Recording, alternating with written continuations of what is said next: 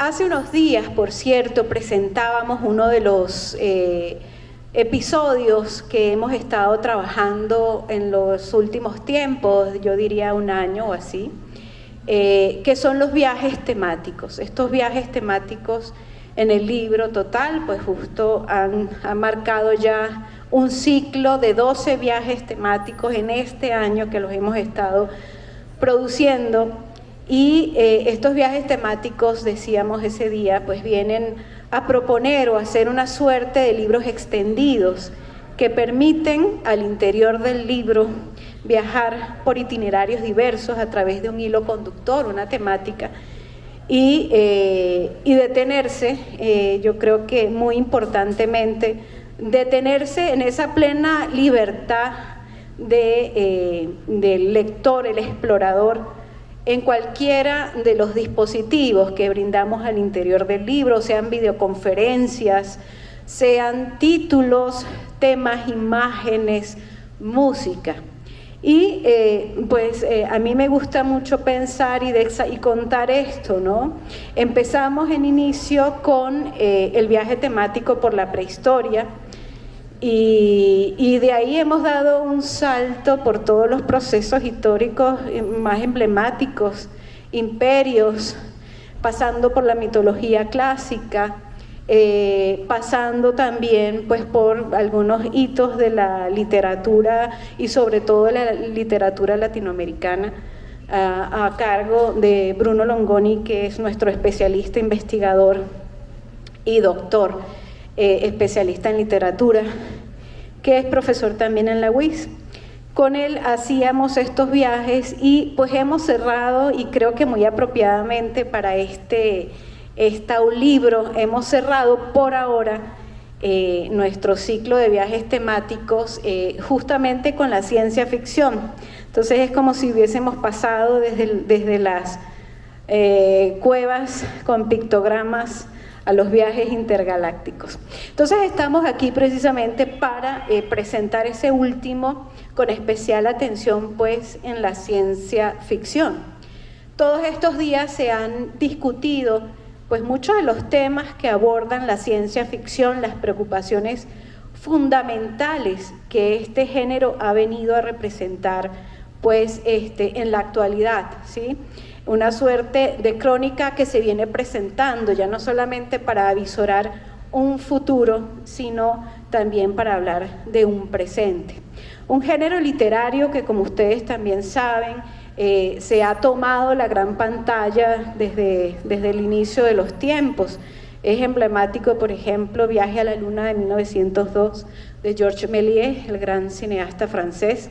Y de ahí en adelante, pues, todos los temas que tienen que ver y que han hilado la imaginación en torno a un futuro hipotético, hilado a partir de la ciencia y de distintas miradas también que eso conllevan, pues han encontrado en nuestro imaginario hasta el día de hoy. Incluso estaba escuchando que la literatura latinoamericana actual estaba poblada de ciencia ficción, y de una ciencia ficción además escrita por mujeres. Creo que ese podría ser un próximo tema para ir ampliando aquí este viaje temático.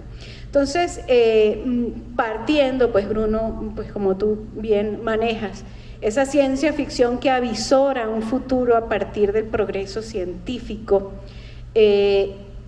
¿cómo crees tú que fue pues generando de alguna manera todos los discursos que se vinieron a recomponer esa cantidad de hilos y perspectivas que hoy traen a colación toda la ciencia ficción? Bueno, buenas tardes tengan todos. Es difícil, digamos, concebir la ciencia ficción si partimos, como suele hacer la gente del siglo XIX, y de autores como Verne, como Wells, etcétera, donde obviamente hay un auge de la ciencia ficción, ¿no? Pero en realidad el pensamiento de la ciencia ficción es tan antiguo como la humanidad, ¿no? O sea, cuando uno va a los pueblos más antiguos, descubre que siempre hay la figura de un agorero, de un chamán, de alguien que quiere, digamos, anticipar el futuro, que quiere ver más allá. E incluso en la filosofía nos encontramos con obras que yo también, digamos, integro en la colección, como La República de Platón, ¿no? Que ya es a su manera un libro de ciencia ficción, ¿no? Porque lo que él plantea ahí justamente es una utopía. O sea, es la república donde la república sería el espacio donde la justicia gobierna, reina, digamos, y donde él ya está proyectando ahí un país totalmente ideal, ¿no? De igual manera, digamos, en todos los textos antiguos se encuentran siempre profecías o vaticinios apocalípticos. Recién comentábamos que la Biblia puede ser leído como un bestseller de ciencia ficción, ¿no? Sobre todo en el último de sus libros, en el Apocalipsis. Ahora, esa preocupación estuvo siempre, digamos, en el ser humano, y la imaginación y la ficción nos permiten a nosotros anticipar o prever algunos aspectos que observamos en el presente y que nos resultan disruptivos o problemáticos, ¿no? Entonces, es una gran táctica, por así decir, evolutiva de la humanidad, decir, bueno, esto en el presente ya es problemático, es disruptivo, proyectemos esto 50 años, 100 años, 200, ¿qué pasaría, ¿no? Y ahí es donde la ciencia ficción, digamos, empieza a tomar una mueca un poco más siniestra, ¿no? Y más terrible.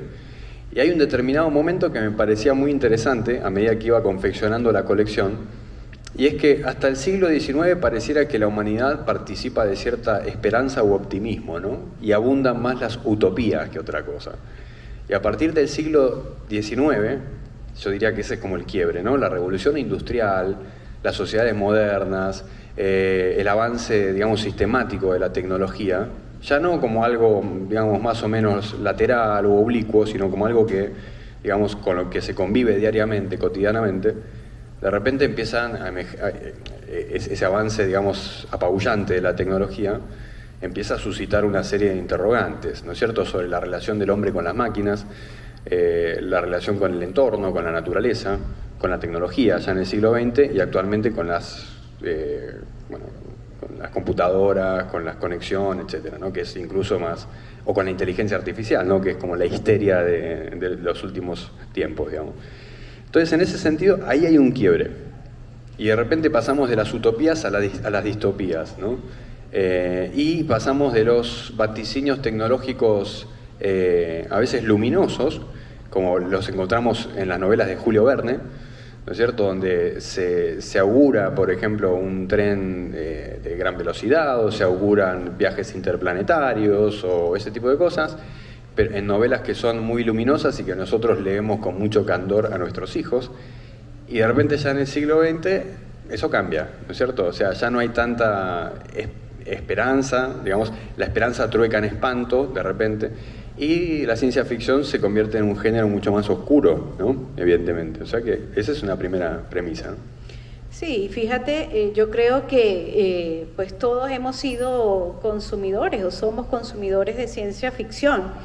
Y yo diría que no es del todo desacertado decir que ya la ciencia ficción como género y como imaginario se ha convertido en ese dispositivo cultural, como ya bien estabas diciendo, que nos permite avisorar, y que eso también es muy importante, como tú decías, para el ser humano desde el principio de los tiempos, avisorar ya en este sentido, no solamente un futuro de lo posible, que podríamos decirlo que pueda ser desde el deseo, que es bien interesante ese concepto ahí, ese deseo de avisorar una posibilidad de lo humano y de lo social que sea sostenible, ¿sí?, sino que también precisamente avisorar todo lo que a partir del desarrollo tecnológico, a partir de la era industrial, nos viene a ser como una suerte de desencanto, ¿no? Entonces, ¿cómo dirías tú que este dispositivo cultural verdaderamente puede hacer mella en esa suerte de aprendizaje cultural para lo que viene? Bueno, porque si uno analiza la historia del arte, el arte siempre funciona como prefiguración, ¿no? O sea, si te vas a las cavernas, ¿no?, y ves las pinturas que los cavernícolas hacían en las paredes, pues la hipótesis que manejamos hoy es que ese tipo de dibujos se practicaban para de alguna manera prefigurar el encuentro con la bestia. O sea, yo dibujo en la caverna el encuentro con la bestia salvaje y de alguna manera ya le gané, ¿no? O ya, digamos, me anticipé a ese encuentro que voy a tener y donde mi vida va a estar en juego, digamos. Entonces, el arte es una forma de prefigurar todas esas situaciones angustiantes o trágicas que la vida acarrea, y la ciencia ficción no hace más que poner eso en juego. Ahora, durante mucho tiempo parecía que la ciencia ficción era un género menor o era puramente entretenimiento, ¿no? Y por lo tanto, digamos, nunca se tomó demasiado en serio la ciencia ficción, sino hasta, digamos, ya bien entrado el siglo XX. Fíjense, por ejemplo, que cuando uno toma los grandes autores de ciencia ficción del siglo XX, si pensamos en Philip K. Dick, si pensamos en Frank Herbert, ¿no? De quien hace poco se adaptó otra vez su novela Dune, ¿no? En la película y demás, u otros autores similares, ¿no es cierto? Gibson, Kurt Vonnegut, etc. En general, se trataba de autores que publicaban en revistas, que en Estados Unidos llamaban pulp, ¿no? O sea, como revistas baratas, de entregas más o menos populares y demás, y la ciencia ficción se veía como un género descuidado, ¿no? De autores menores. Sin embargo, y esto es interesante porque yo durante mucho tiempo participé de ese prejuicio, ¿no? Y consideraba, digamos, que los autores de ciencia ficción escriben mal o escriben de manera común y por lo tanto tienen que apelar a grandes malabarismos imaginativos para crear mundos alternativos y demás. Pero bueno, a una edad muy temprana, a los 14 años, yo leo Fahrenheit, ¿no? La novela de Bradbury, y de ahí salto a Crónicas Marcianas, y ahí dije, acá hay algo, ¿no? O sea, acá hay sustancia, ¿no? No me parece que sea una literatura tan, digamos, menor, por así decir. Y por otro lado veía yo que autores cuyas temáticas eran increíblemente aburridas, ¿no? Y que no tenían nada para decir, nada importante para decir, terminaban recargando todo en el instrumento de la lengua, o sea, terminaban convirtiendo la literatura en un juego de lenguaje, ¿no? Cuando uno es un autor de ciencia ficción no puede hacer eso.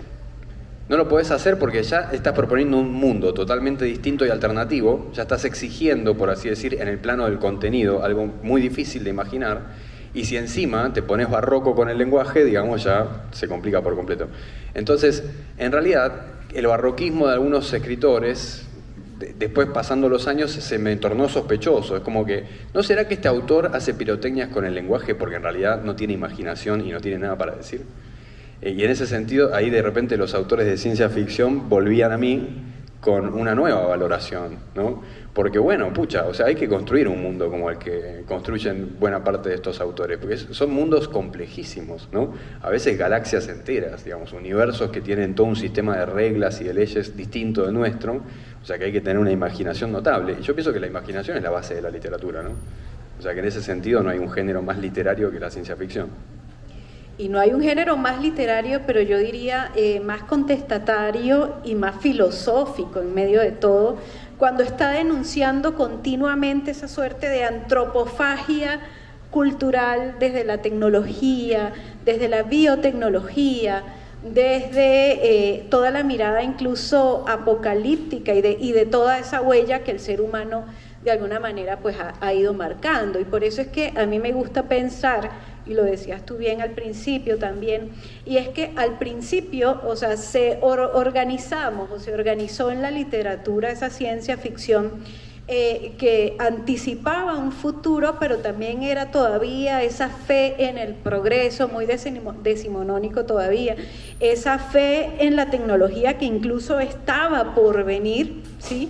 Pero ya hubo un momento, sobre todo cuando estamos hablando de la llegada al hombre a la luna ya como un hecho, como algo sustancialmente probado, pues entonces yo creo que la ciencia ficción, además dentro de toda esa sociología, antropología en la que se convirtió, postuló más bien ser una crónica del presente, ¿sí? Una crónica que incluso no necesitaba irse 100 años adelante, 150 años adelante. No sé si ustedes recuerdan, todos contemporáneos a nosotros, que el 2021 era la gran utopía, ¿sí? Y más bien ese 2021 que ya pasamos, por cierto, y fue bastante distópico, por cierto. El cambio de siglo, que además Sí. fue el cambio de milenio y la histeria que tenía la gente en ese momento. De hecho, uno Sí. iba al cine y eran todas películas de asteroides Sí, que reventaban la sí, Tierra fin de mundo, estaba todo el mundo, el efecto I2K que iba a resetear las computadoras, todo iba a reventar y demás. El fin del mundo resultó no ser en el 2012, sino en el 2021 prácticamente, ¿no? Y no fue ese 2021 atesorado, ¿no? Por esa visión más decimonónica del progreso, ¿no? Y la ciencia y la tecnología. Entonces, como decía, se convirtió más en esa crónica de esa suerte, repito, de antropofagia cultural que es la humanidad en la actualidad. Entonces ahí ya estaríamos pues también y con mucho más profundidad, y tú distinguías muy bien que primero más hacia las utopías y después a las distopías estaríamos entrando en eso. Pero entonces, ya para entrar más en el tema, una vez que pudiésemos estar de acuerdo en estos tópicos en el que se han congregado las temáticas de la ciencia ficción, por supuesto, el progreso tecnológico o la anticipación tecnológica, que fue esa primera ciencia ficción, también ya a las cuestiones de biodiversidad, de bioética, de la conservación del planeta mismo. Me gustaría pues que entonces ya le contáramos a ellos, si te parece, cómo construiste esta colección, este viaje temático, y podríamos empezar, por supuesto, por esa, digamos, esa suerte de cronología conceptual de la ciencia ficción, pues por el mundo de la utopía, y que tú en una frase dentro del libro dices y argumentas la utopía como la perfección engendrada en la mente humana, ¿sí? Cuando todavía era posible eso. Cuéntanos entonces de esa primera parte de la utopía. Sí, obviamente cualquier sistema social es ideal, por así decir, ¿no? Y después, puesto en práctica, los sistemas sociales demuestran ser mucho más imperfectos de lo que uno presuponía, ¿no? Porque, digamos, una cosa es idear algo en la mente y otra cosa es aplicarlo con millones de seres humanos. Obviamente ningún sistema se termina ajustando a lo que uno desea, ¿no? Ahora, en el caso de la literatura, vemos que el pensamiento utópico prevalece, decía yo, hasta entrado del siglo XIX. Tenemos Utopía de Tomás Moro, tenemos la obra de Francis Bacon. Nuestros primeros políticos, digamos, por ejemplo, Domingo Faustino Sarmiento escribe Argirópolis, que también es una especie de utopía, e incluso Juan Bautista Alberdi, mi intelectual argentino favorito, ¿no?, escribe también El gigante amapolas, que también es una especie como de delirio símil ciencia ficción, donde ellos están imaginando, proyectando la Argentina ideal, ¿no?, en ese momento. Incluso hay una utopía que me llamó mucho la atención. Hay un inmigrante francés que se llama Achilles Sioen, que llega a la Argentina en 1879 y escribe, un año después, un libro que se llama Buenos Aires en el año 2080, ¿no? O sea, proyecta 100 años para adelante. Perdón, 200 años para adelante, ¿no? Imagina 200 años más adelante. Una Buenos Aires cosmopolita, pujante, civilizada, sin desigualdad social, totalmente integrada al mundo, un mundo de grandes bloques, ¿no es cierto?, lingüísticos y culturales, donde, por ejemplo, los matrimonios se resuelven automáticamente con una sola mirada en el tren, ¿no es cierto?, y digamos, la sexualidad está totalmente dirigida a la reproducción y la familia.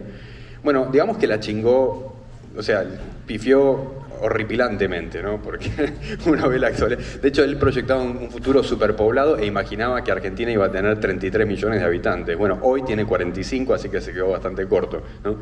Pero, digo, está todavía esa mirada optimista, ¿no es cierto?, y esa mirada esperanzadora de, digamos, el positivismo y el progreso, que son, digamos, dos de las grandes fuerzas del siglo XIX. Ahora, simultáneamente en ese siglo XIX también tenés el romanticismo, que es como la reacción al positivismo y al racionalismo, y después el pesimismo cultural, ¿no? O sea, el fin de ciclo, tenés a Nietzsche, tenés a Marx, tenés a Freud, de repente aparecen fuerzas dentro de la cultura que están diciendo no, el movimiento no es hacia el progreso y hacia la evolución, el movimiento es más bien hacia la descomposición, ¿no? Y en ese siglo XIX conviven los dos. Entonces vos de repente entrás en la obra de un tipo tan luminoso como Jules Verne, y te encontrás con novelas muy, muy lumínicas, pero también te encontrás con una novela como París en el siglo XX, donde Julio Verne ve, digamos, la descomposición social. ¿no? Un joven soñador, amante de la literatura, viaja a la París del siglo XX y descubre que todo está tecnificado, todo es números, nadie lee literatura, la gente son como hormigas autómatas, ¿no es cierto? Es decir, que ya el mismo Jules Verne tiene también una mirada, digamos, no tan esperanzadora, ¿no? Y en el caso de Wells, más aún, porque en Wells, que digamos era un socialista redomado y él confiaba en digamos, que la humanidad iba a avanzar hacia un sistema socialista, de igualdad y demás, de todas maneras no puede dejar de proyectar una humanidad totalmente corrompida como la que vemos en La máquina del tiempo, ¿no? Y en este, porque ya te empezaste a internar, bueno, a mí me gustaría que pues dieras esa mirada de ese primer Tomás Moro antes de entrar al segundo capítulo, y luego si vamos, me gustaría ver si me colaboran allá al segundo capítulo de Distopías, pero coméntame esa gran utopía de Tomás Moro, pues que es fundamental. Y luego entramos en el segundo capítulo que dedicas a ciencia ficción.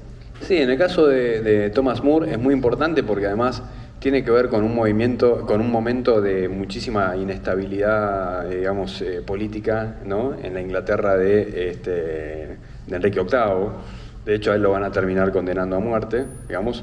Pero además tiene que ver con un momento del descubrimiento americano. Y con el descubrimiento americano, recordemos que la utopía de Thomas More se publica creo que en 1515, 1520, una cosa así. Entonces, con el descubrimiento del Nuevo Mundo aparece esta esperanza de una vida totalmente idílica en esta isla que inventa él, que se llama Utopía, ¿no? Que es muy loco, porque ya el mismo nombre Utopía te está señalando que ese lugar no existe, en ningún lugar, digamos, ¿no? Topos es lugar, ¿no? Entonces, él entiende que esa sociedad es imposible, pero de todas maneras la humanidad tiene que, digamos, dirigirse hacia allí, ¿no? O sea, y ese es el valor de la utopía. O sea, la utopía sería ese lugar que perseguimos a sabiendas de que en definitiva nunca se termina de alcanzar, ¿no? Y bueno, se trata de una sociedad totalmente justa, integrada, ¿no? Basada en principios de igualdad, de justicia, pero también de arte y de ciencia, ¿no? Que conviven armoniosamente y demás. Es una visión bastante cándida, ¿no? Obviamente. Y después, bueno, es curioso que Moore escriba una obra de esas características en un momento donde, digamos, la Inglaterra de su época se está descomponiendo socialmente, ¿no? Y de hecho él va a terminar pagando eso con su propia vida. Y bueno, ya para pues poder tener la oportunidad de hacer todo este viaje, aquí en el mundo de las distopías, no sé si me colaboran pasando un poquito las páginas, bien entendemos y sabemos que las distopías tienen una dimensión y una cualidad semántica múltiple, pero si alguna se destacó en algún momento y sobre todo pues estaríamos hablando ya bien entrado el siglo XX, pues es el tema de las distopías políticas, de las distopías sociales, ¿sí? Y cómo pues ya en pleno auge entre guerras y ya una segunda guerra, pues avisorando incluso lo que fue ya pues todo ese bloque Estados Unidos, Rusia, etcétera, etcétera, pues no dejan de ser pues muy discientes esas muy clásicas novelas, tanto Mundo Feliz de Huxley, que propone una distopía pero a la inversa, es decir, desde ya no un control y un dominio de tiranía, ¿sí? Y de estructura, digamos, política y coercitiva, sino todo lo contrario, pero termina siendo una distopía. Sí, y luego una especie de dictadura del placer, ¿no? De una sociedad adormilada, anestesiada, digamos. Que igualmente fue un sistema de control enorme, y él lo estaba avisorando en los años 30. Y luego viene, pues, por supuesto, 1984, que ya definitivamente, pues entonces traza esta línea dura del autoritarismo y de los sistemas. Me encantaría ver si me puedes comentar un poco esa dualidad entre esas dos novelas. Sí, se ha establecido, en general se suelen tomar como las dos grandes anticipaciones que en realidad no son anticipaciones, ¿no? Porque obviamente en el caso de Orwell, él escribe en 1984, en 1948, ¿no? Invierte los numeritos, es decir, post Segunda Guerra Mundial, con lo cual ya la humanidad ha experimentado tanto el estalinismo como el nazismo, el fascismo. Y él imagina un estado totalitario que tiene un poco de todo, pero que es este monstruo, ¿no? El monstruo, la pesadilla de Kafka, este estado que se inmiscuye hasta el rincón más recóndito, ¿no?, de la humanidad, y entonces ya consigue afectar incluso el pensamiento y el lenguaje, que esto es notable en la novela, porque en la dictadura, ¿no es cierto?, de este gran hermano que gobierna todo, donde hay un solo partido que establece la verdad, ¿no?, lo que debe ser cierto. O sea, dice 2 más 2 igual 5, lo dice el partido, entonces de ahora en más 2 más 2 igual 5, ¿no? Se establece esto y el protagonista intenta, ¿no es cierto?, el protagonista de la novela intenta evadirse por todos los medios, pero no hay resquicio posible, ¿no es cierto? El Estado alcanza a ocupar la totalidad de la vida humana y por lo tanto es la sociedad más pesadillesca que uno se pueda llegar a imaginar, ¿no? Y lo hace instalando, digamos, alterando el lenguaje y, digamos, instalando una narrativa propia que no se puede discutir a través de contradicciones lógicas, ¿no?, como la guerra es la paz, por ejemplo, ¿no?, ese tipo de cosas. La ignorancia es la inteligencia, ¿no? O sea, todo el tiempo están jugando con esas paradojas. Y bueno, ese sería un tipo de digamos, distopía de un estado totalitario donde obviamente toda la crítica quiso ver en ese gran hermano la figura de Stalin, ¿no es cierto?, porque es descrito en la novela como Stalin, ¿no es cierto? Y además el enemigo del régimen es descrito como Trotsky, o sea que ahí ya cierran todos los números, pero en realidad era una crítica simultánea al nazismo y al estalinismo, es decir, a las sociedades totalmente gobernadas o dominadas por el Estado.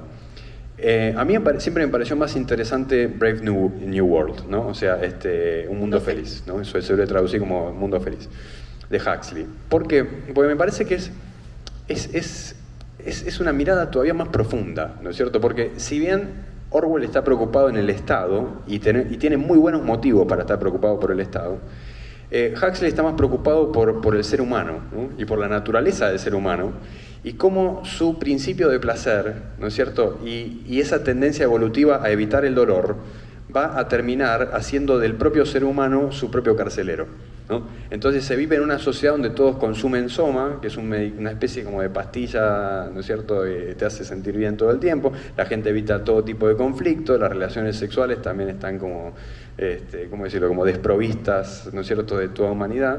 Y a su vez la sociedad está rígidamente estructurada a partir de categorías, ¿no? Están los alfa, los beta, los gamma, los delta y los épsilon, ¿no? Bueno, y en esa sociedad es interesante porque el sistema funciona perfectamente, todos, entre comillas, son felices, pero a su vez hay una barbarie que está latiendo afuera, ¿no es cierto?, que es una región que ha quedado fuera de este sistema, digamos, y que todo el tiempo late y pulsa por entrar y por romper ese sistema, ¿no? Y yo pensaba, se asemeja eso tanto, ¿no?, a lo que es el occidente actual. O sea, las sociedades occidentales totalmente regidas por principios de placer. Un hedonismo falso. Hedonismo, y por fuera, ¿no es cierto?, un ablandamiento de las estructuras sociales, y por fuera, ¿no es cierto?, vos todavía tenés sociedades duras. O sea, tenés China, tenés Rusia, tenés, digamos, los países musulmanes, o sea, tenés países que hoy para Occidente representan la barbarie de muchos puntos de vista, y por lo tanto se da esa tensión permanente entre los dos, ¿no es cierto? Entonces, en ese sentido me parece más agorera todavía, o más incisiva, digamos, la novela de Huxley que la de Orwell, ¿no? Sí, pero además estaríamos pensando, a mí una de las cosas que a mí me plantea pues más reto y que creo que puede ser también algo de la contemporaneidad a partir de la tecnología, de la inteligencia artificial, es el tema del control a través del lenguaje que presenta Orwell, esa suerte de neolengua que va precisamente a dictaminar el pensamiento a través del lenguaje. A mí eso me parece que puede tener una Sí, vigencia. totalmente. Sería la premisa de que el que controla el lenguaje controla el pensamiento, y el que controla el pensamiento controla todo, digamos. Entonces, y por otro lado, al mismo tiempo, quien controla el pasado controla el presente, quien controla el presente controla el futuro. O sea, si yo instalo o impongo una narrativa en mis términos, consigo que la sociedad hable con mi lenguaje y que se imponga mi narrativa del pasado, ¿no es cierto? Eso va a determinar cómo leo el presente y por lo tanto cómo leo el futuro. Por eso actualmente en la sociedad vos ves que en algunos países se discute sobre si tumbar la estatua de tal personaje histórico o mantenerla, o qué hacemos con con aquello, Y uno dice, che, pero es una estatua, o sea, ¿importa tanto? Bueno, importa muchísimo, evidentemente, porque, claro, digamos, según se tumbe o no la estatua, es el modelo de sociedad al que, ícono, la historia, al que nos dirigimos. en fin, Claro. sí. Exacto. O sea que la lectura que hacemos del pasado, indefectiblemente, va a determinar la dirección que le demos al futuro. Tal cual. Y hablando un poco también del futuro y para avanzar, pues ya en esto que tú llamaste vaticinios apocalípticos, ahí había en la selección que hiciste una serie de cuentos, ¿sí? Que creo que no es casual sino causal también, muy interesante, pues porque muchos de ellos son o bien españoles o bien latinoamericanos de principios del siglo XX, donde se impone toda esta mirada apocalíptica.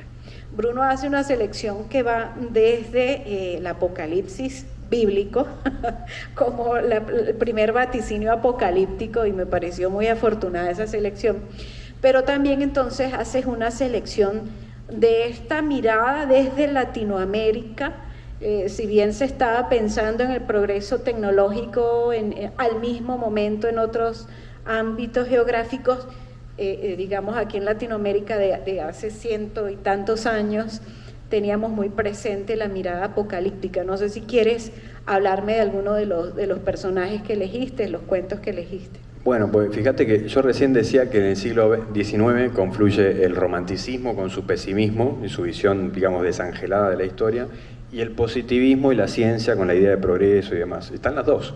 Y a veces en algunos autores se ven las dos. A veces hay novelas de Wells que son muy positivas y novelas de Wells que son muy pesimistas.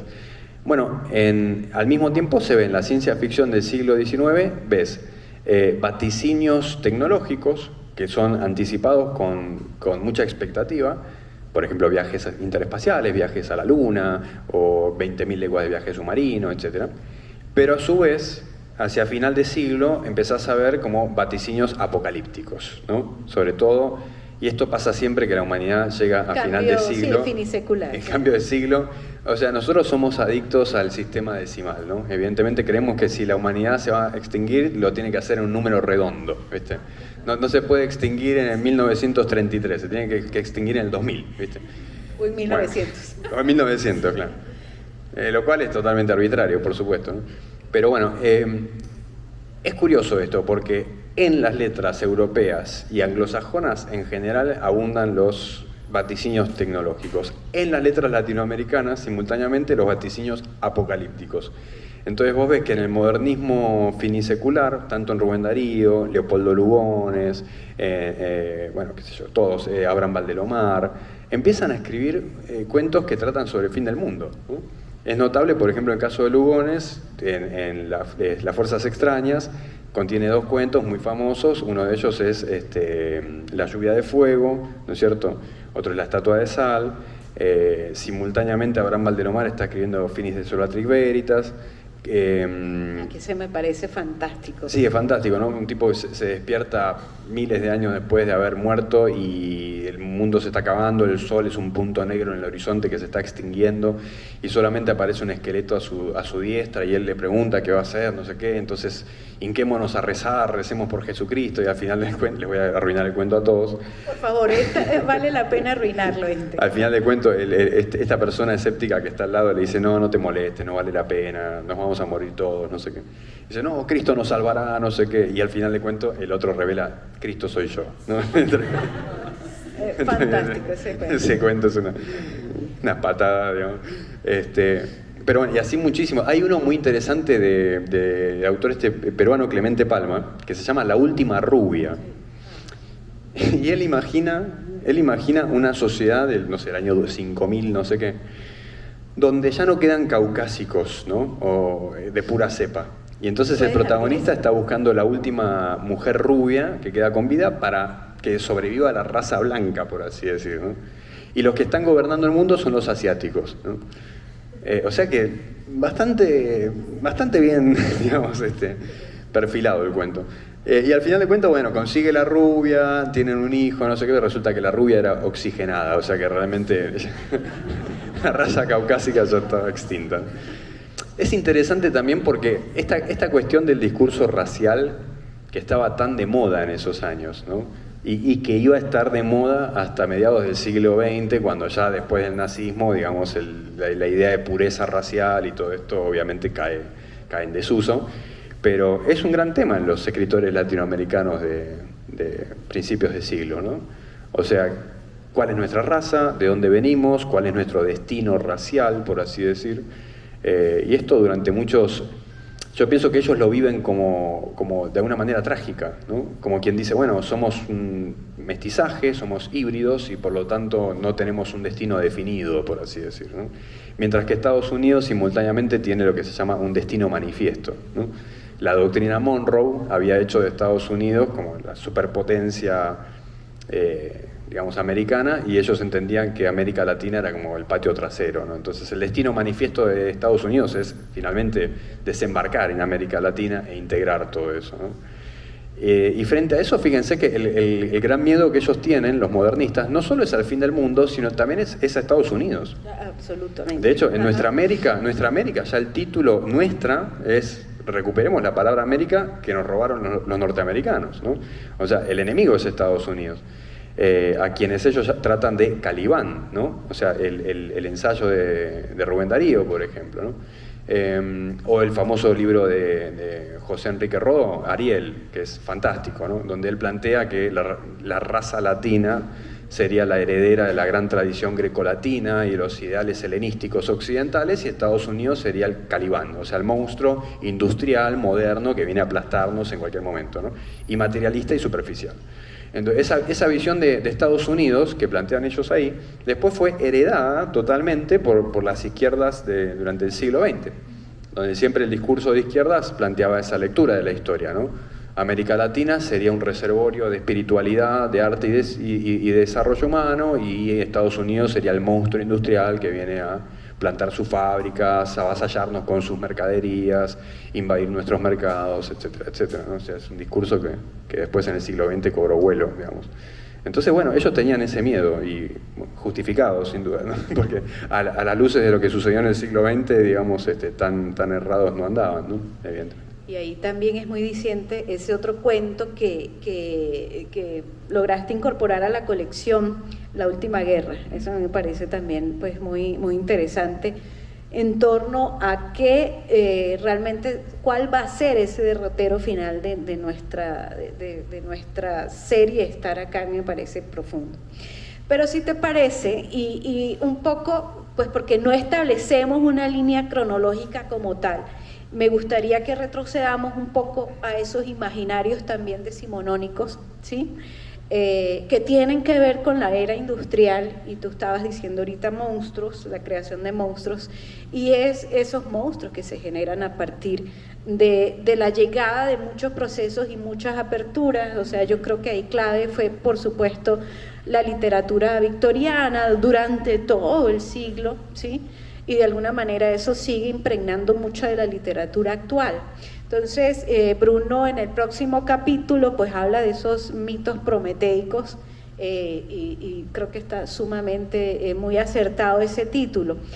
No sé si quieres que empecemos por Frankenstein. Sí, claro, por supuesto. Ahí la obra clave es Frankenstein, digamos, que no casualmente lleva por subtítulo El moderno Prometeo, ¿no?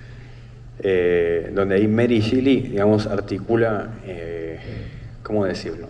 Otra vez un mito que tiene un valor dual, positivo y negativo. Porque por un lado, digamos, Frankenstein muestra toda la capacidad, el potencial creador del ser humano, ¿no? Pero al mismo tiempo, la paradoja es que el ser humano crea monstruos que se le salen de las manos, ¿no? O sea, creamos cosas fascinantes, pero esas cosas se nos salen de las manos, ¿no? Y después ya están fuera de nuestro control. O sea, nuestra sociedad está llena de ejemplos, ¿no? En las redes sociales, ¿no? Uno ve las redes sociales y dice, wow, esto es fascinante, estás interconectado con todo el mundo simultáneamente, no sé qué, y después cuando te querés dar cuenta tenés una sociedad adicta, enferma, que está todo el día pegada a la pantalla de un celular como zombies. Entonces decís, che, se nos fue de las manos esto, ¿no? Porque ya no está tan bueno. Bueno, en el caso de la ciencia ficción está muy bueno que a partir de Frankenstein, que sería la primera en su especie, en ese sentido, se empieza todo el tiempo a reflexionar sobre esta capacidad humana de crear de crear elementos que se salen de su control y que terminan, digamos, teniendo un valor ambiguo, ¿no? Los ejemplos que pongo en la colección son muchos, ¿no? Obviamente el golem, ¿no? Que es la figura mitológica de la tradición judía, ahí pongo la novela de Gustav Meyrink y después el poema de Jorge Luis Borges. En la literatura argentina también La invención de Morel, ¿no? La novela de Bioy Casares, que es bastante ingenua, digamos, como novela, porque la gran invención de Morel es una máquina que proyecta imágenes tridimensionales, lo cual para nosotros hoy es lo más inocente del mundo, digamos, ¿no? A 80 años de distancia. Pero así hay muchísimos ejemplos, ¿no? De obras que plantean esto, ¿no? La idea de un individuo genio creador que crea algo que en definitiva después se termina volviendo en contra. Pero además lo interesante de esto no es solamente esa creación de monstruos, ¿no? Sino ese otro concepto que hila ahí, y es, gracias a la tecnología, cómo el hombre empieza a considerarse un dios, ¿sí? Esa supuesto control del hombre sobre la naturaleza, del hombre sobre el control de la vida, etcétera. Ahí en esta colección también Bruno pues aproxima algunas consideraciones y sugiere algunos títulos que por derechos de autor aún no podemos tener, pero por supuesto, ahí hablando después del golem, que sí lo tenemos, va a hacer mención de uno de los poemas más queridos y disfrutados por el mismo Borges. Sí. Que se basa en ese libro del golem, ¿sí? Sí. Simplemente podemos, allá que están en la pantalla, podemos ir a vaticinios y simplemente ir pasando a mitos proteicos e ir pasando, y ahí se van a encontrar los libros. Entonces, me gustaría un poquito, leerlo, sí, por favor, supuesto, si quieres leer siempre es buena ocasión para leer un poema de Borges. Homenaje que hace Borges a la novela de Meyrink. Este poema me lo hizo memorizar un profesor de colegio secundario, a quien siempre recuerdo con mucho cariño. Lamentablemente ya no lo tengo de memoria, así que lo tengo. Pero es que además lo vas a leer en esta edición. En esta edición que es un lujo, ¿eh? Esta es la primera de las ediciones de la obra completa de MC de Borges, ¿no? Después Borges la toqueteó 10.000 veces, le metió cosas, le sacó otras, pero bueno, escuchen entonces. El golem.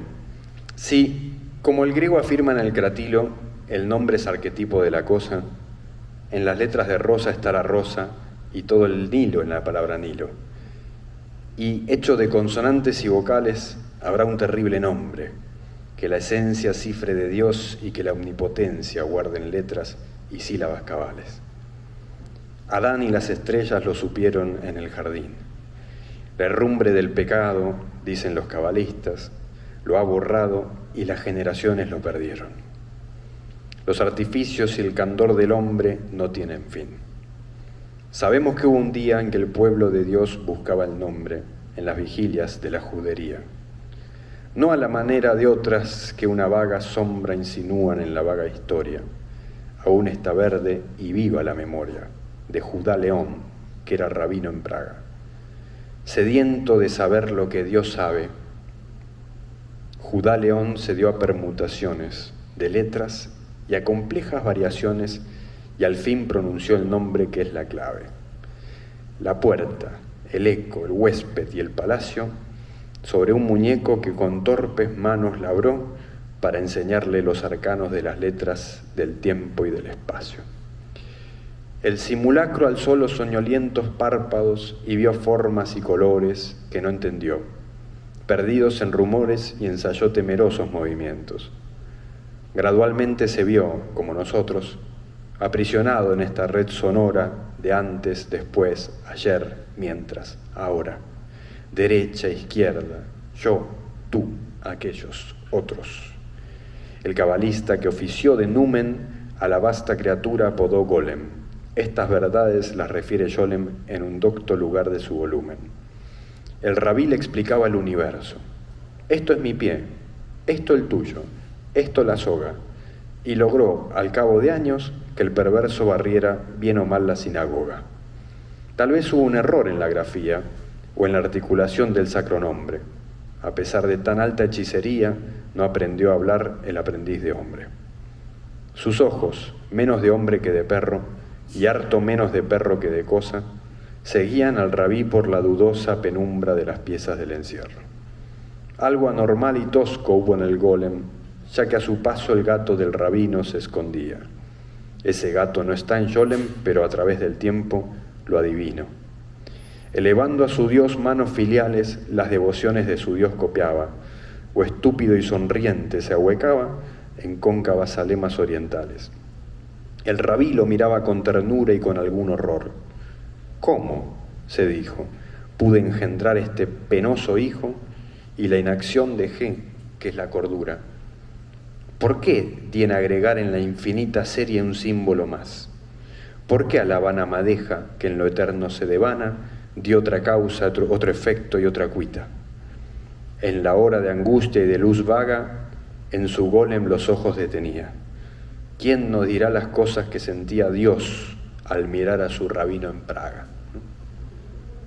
Bueno, y eso es un imaginario, o sea, yo creo que a la par que Frankenstein o incluso más potente ha sido ese golem, ese autómata que se nos sale de las manos, que está hecho para unas funciones y termina descolocándolo todo. Yo creo que eso es una gran metáfora de la tecnología, ¿no? Que pudiésemos todavía incorporar a las discusiones del presente. Incluso hay un verso que es estupendo, ¿no? Con esa aliteración de ese sediento de saber lo que Dios sabe, ¿no? O sea, es la ambición humana de ocupar el lugar de Dios, ¿no? Absolutamente. Y bueno, y continuando un poco pues con este viaje que has propuesto, Bruno, un siguiente capítulo, la sátira mediante mundos alternativos, no podía faltar pues en la configuración de las ramificaciones de este dispositivo cultural que llamamos ciencia ficción. Entonces ahí me encantaría pues ver cuál de los temas quieres o cuál de los libros quieres presentar en esa... Sí, la inclusión de este género de las sátiras mediante realidades alternativas dentro de una colección de ciencia ficción es discutible, ¿no? Porque yo ahí incluyo obras como Los viajes de Gulliver o Micromegas, la novela de Voltaire, digamos, obras similares que lo que hacen es delirar, digamos, y plantear mundos alternativos donde las condiciones de nuestro mundo aparecen parodiadas o satirizadas, ¿no es cierto? Hay muchas obras de esas características. Yo incluyo este tipo de obras en una colección de ciencia ficción, no porque haya, digamos, robots o algo por el estilo, sino porque sí tienen esta premisa de utilizar la literatura como un dispositivo, ¿no es cierto?, para delirar y para proyectar cuestiones del presente que generan, digamos, espanto, inquietud, etcétera, ¿no? Para ver las obras Micromegas, ¿qué más? La máquina de gloria de Lila Adam, ¿no? Este es un autor español, Fernández Bremont, ¿no? Mr. Danzant, médico aerópata. Es estupendo, un escritor español que tiene una visión muy corrosiva sobre la ciencia y el progreso y demás, ¿no? Un poco más adelante. Bueno, les digo que todos estos enlaces en azul son los libros que efectivamente pueden leer ahí. Sí, El abismo en el tiempo de Lovecraft, Asnoglobina, etcétera, ¿no? Pero en general son obras que, sobre todo en el siglo XVIII se vieron muchas de estas. Obras que satirizan.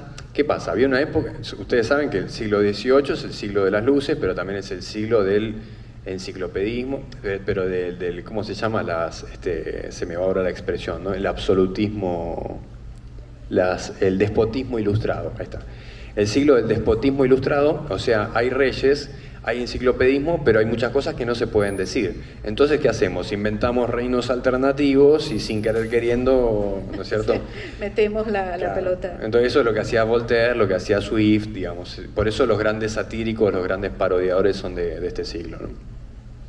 Y bueno, parodias, discusiones y mundos alternativos que pudiésemos, por ejemplo, hablar ahorita de los What If de Marvel y prefigurar esos mundos, ¿no?, alternativos.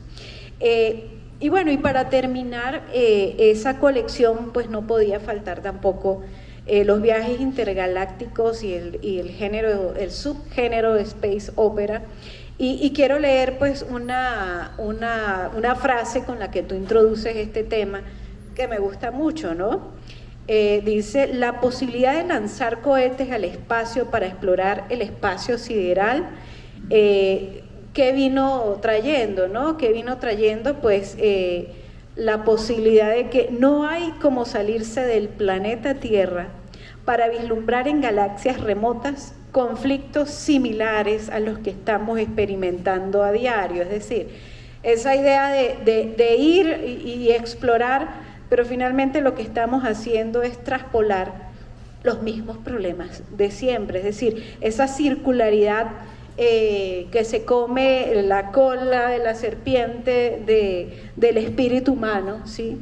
De no querer enmendar y no querer transformar, sino seguir en más de lo mismo, en esa suerte de eterno retorno de lo mismo, ¿no? Entonces, sí, es como si no pudiésemos imaginar otra cosa que una sociedad humana, ¿no? Sí. O sea, entonces, en el siglo XX aparece este género, primero lo que se va a llamar cyberpunk, y después el steampunk, y después las space operas, ¿no?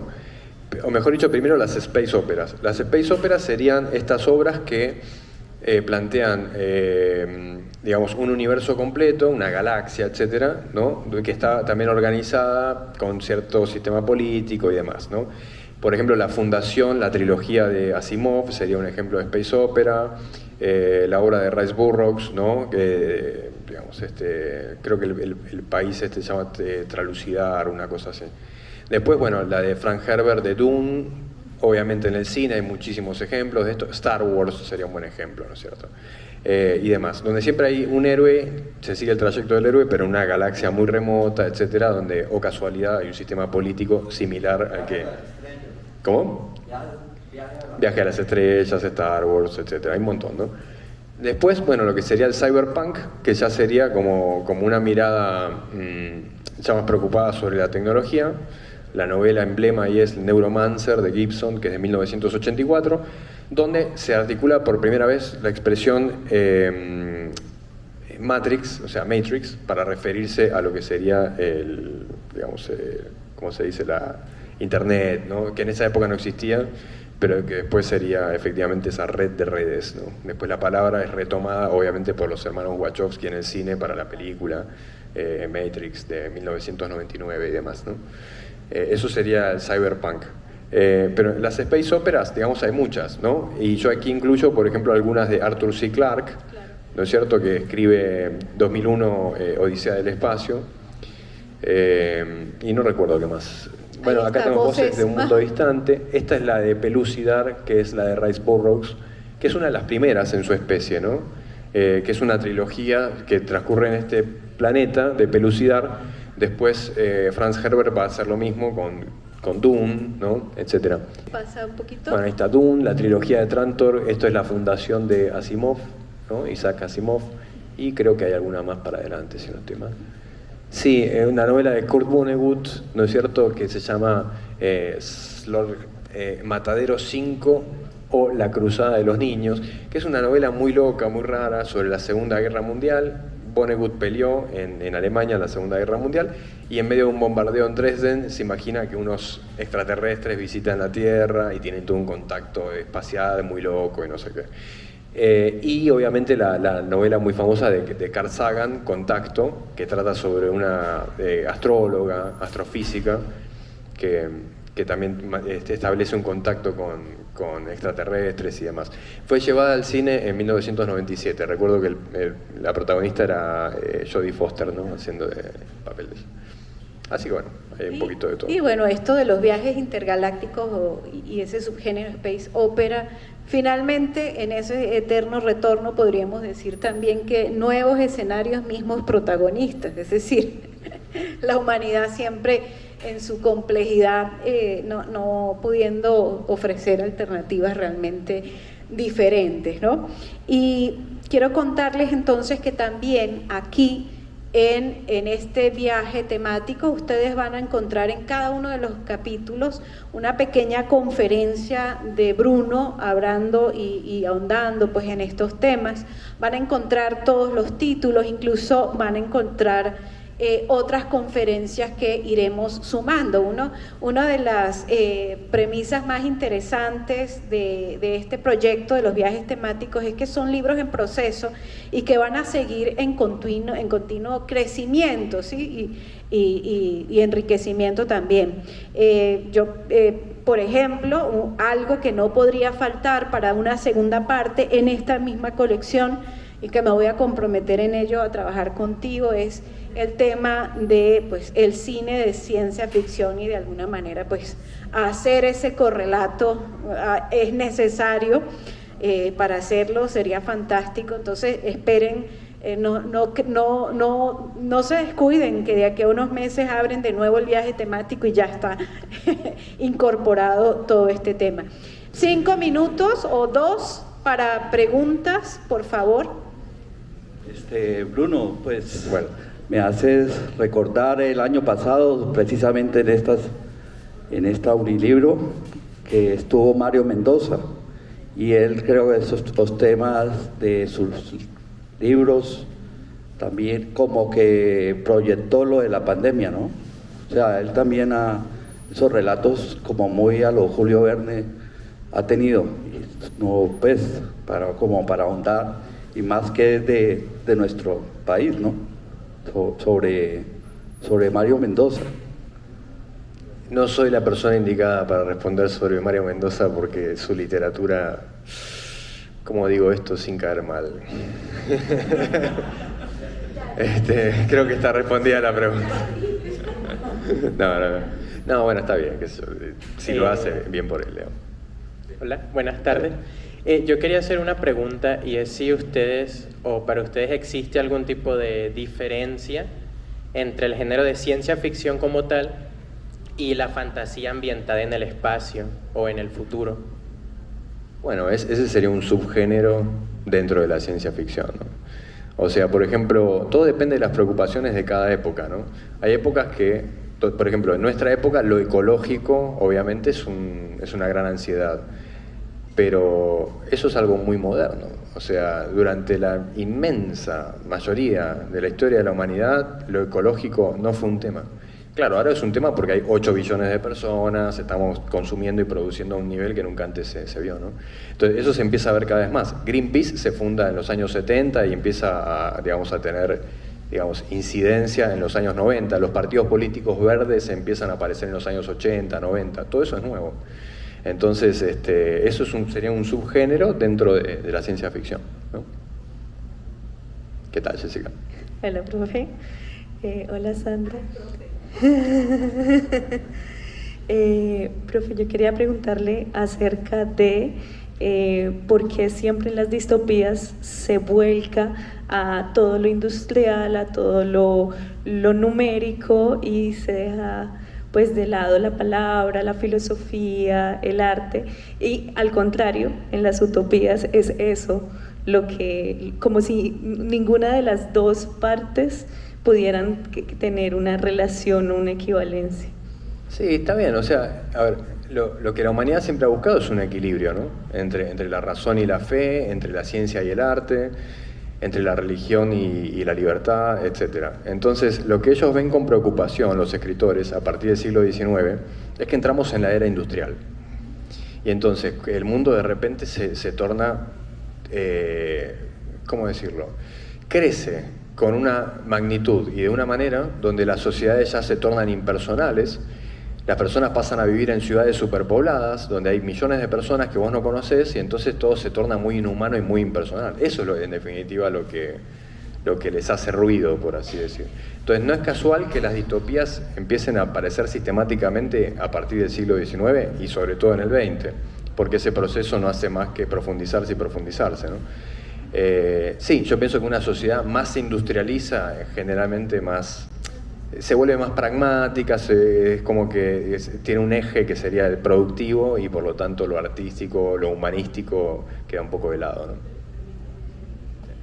Y yo creo que profundizando también un poco más, o sea, quizás no hay esa diferenciación tan marcada como quizás lo propones, porque como estuviste viendo, también la distopía es en el plano, en el terreno de lo político, ¿sí? Y cuando hablamos en el terreno de lo político, estamos hablando también, como decíamos, en el lenguaje, en lo filosófico y finalmente en lo social, ¿sí? Entonces, ojo, hay que no ser tan dicotómicos en ese sentido de industrialización, número, etcétera, sino también otros procesos que creo que van más a lo profundo del ser humano, de lo social, ¿no? La otra pregunta. Sí, la pregunta. Buenas tardes. Buenas tardes. ¿La ucronía hace parte también de la ciencia ficción? Sí. La ucronía sería el planteamiento de una realidad paralela o conjetural. Por ejemplo, ¿qué hubiese pasado si los nazis ganaban la Segunda Guerra Mundial? Bueno, entonces Philip K. Dick escribe El hombre en el castillo, ¿no? Tarantino viene jugando este jueguito con sus últimas películas, ¿no? Con Inglourious Basterds, donde matan a Hitler, o con esta otra de Once Upon a Time in Hollywood, donde, digamos, el crimen no se comete. Ese sería un ejemplo de ucronía, o sea, es ir al pasado y plantear una línea alternativa, ¿no? Básicamente. Es un ejercicio interesante también. Sí. ¿Qué tal? ¿A qué se debe esa falta como de referentes latinoamericanos? ¿Será que es la violencia o todos estos problemas que tenemos acá en el tercer mundo nos ha coaptado para tener como esos imaginarios, esos mundos? Mira, en el caso colombiano, yo incluyo algunas obras colombianas. Hay una obra de Osorio Lizarazo que se llama Barranquilla 2132, que él publica en 1932, o sea, plantea 200 años de distancia, ¿no? Está buenísima esa novela, es muy loca, si la pueden leer, léanla. Y es un tipo que también viaja, digamos, a Barranquilla 2132 y de repente en Colombia no hay desigualdad social, o sea que claramente estamos delirando, ¿no? No están todos los problemas de desigualdad social resueltos y tal, pero es otra vez una sociedad inhumana, donde las relaciones, por ejemplo, entre hombres y mujeres se han, digamos, vuelto prácticamente nimias, es una sociedad como sin vida, sin arte, y el protagonista, bueno, no les cuento cómo termina la novela. Y otra sería Gustavo Cote Uribe, que es un autor santanderiano, que escribe una obra de teatro que se llama El cuento de las naranjas dulces, que es muy interesante, ¿no? Plantea una especie como de ¿cómo se dice?, futuro post-apocalíptico, en plena Guerra Fría, 1970, no sabemos si la Unión Soviética o Estados Unidos, uno de los dos apretó el botón y se fue todo al diablo, y quedan solamente 6 o 7 personajes, todos con nombres muy raros, como de elementos químicos de la tabla periódica. Rarísimo, son excepciones, pero en general la literatura latinoamericana no es muy fecunda en ciencia ficción. Yo lo atribuyo a ciertas condiciones económicas o materiales, ¿no? Es decir, América Latina nunca tuvo una industria pesada como tal, no al nivel de los países europeos, y por lo tanto a nosotros nos queda realismo mágico mientras ellos escriben ciencia ficción, digamos. Sí. Bueno, pero para el compañero, sí, nosotros nos hemos quedado un poco en esa literatura clásica, literatura del siglo XX, literatura occidental, etcétera, pero justamente aquí en estos espacios he descubierto, no tengo a las manos los nombres de las autoras, pero sí hay un resurgimiento de la ciencia ficción, pero además escritura de mujeres en la actualidad y en Latinoamérica. Eso es algo que, por ejemplo, Samantha Schweblin, y hay referentes quizás en Colombia no tan puntualmente, pero sí en Perú, Argentina, etcétera, etcétera. Ese sería, por ejemplo, otro de los nuevos capítulos que podríamos proponer para hacer crecer esta colección. Nosotros tratamos en estos viajes temáticos de integrar, digamos, toda esa literatura que hay al interior del libro total, que podemos distribuir libremente, ¿sí? Y que, pues que no están protegidos por derechos de autor. Sin embargo, créanme que vamos a encontrar la manera de hablar de esas literaturas nuevas que, aunque no podamos tenerlas en el libro total, pues por obvios derechos de autor vamos a hacer referencia de ello. Yo creo que es un capítulo que merece ser la pena trabajado y aumentado en este viaje por la ciencia ficción en la literatura, con su posterior también capítulo en el cine. Así es que, bueno, muchísimas gracias. Ya ahora sí nos van a sacar de la oreja de aquí. Muchísimas gracias a todos por estar acá. Disfruten de los viajes temáticos.